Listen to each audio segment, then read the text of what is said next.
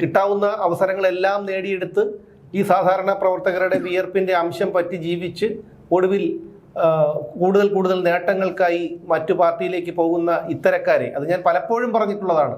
ഒരു പ്രസ്ഥാനത്തിൽ വിശ്വസിച്ചാൽ ഒറ്റ തന്തയ്ക്കുണ്ടായവനാണെങ്കിൽ ആ ഒരൊറ്റ പ്രസ്ഥാനത്തിൽ വിശ്വസിക്കണം. അധികാരം കിട്ടുമ്പോൾ അങ്ങോട്ടും ഇങ്ങോട്ടും ചാഞ്ചാടി കളിക്കുന്നവൻ ഒരിക്കലും അതൊരു രാഷ്ട്രീയത്തിൽ ഒരു പതിവാണെന്നൊക്കെയാണ് പറയുന്നുണ്ടെങ്കിലും ഈ അത്രയും നാൾ ഇവരോടൊപ്പം വിശ്വസിച്ച് നിന്ന ഈ പ്രവർത്തകർ അവരെയൊക്കെ മണ്ടന്മാരാക്കിക്കൊണ്ട് വിഡ്ഢികളാക്കിക്കൊണ്ട് ഒരു നിലപാടുമില്ലാതെ പോകുന്നവരെ, അത് ഏതൊരു രാഷ്ട്രീയ പാർട്ടിയിലുള്ള വ്യക്തി ആയിരുന്നാലും നമ്മൾ ജനങ്ങൾ അംഗീകരിക്കാൻ പാടില്ല. ഇവരെയൊന്നും ഒരു വട്ടപൂജ്യത്തിൻ്റെ വില പോലും ഇവർക്കൊന്നും കൊടുക്കാൻ പാടില്ല.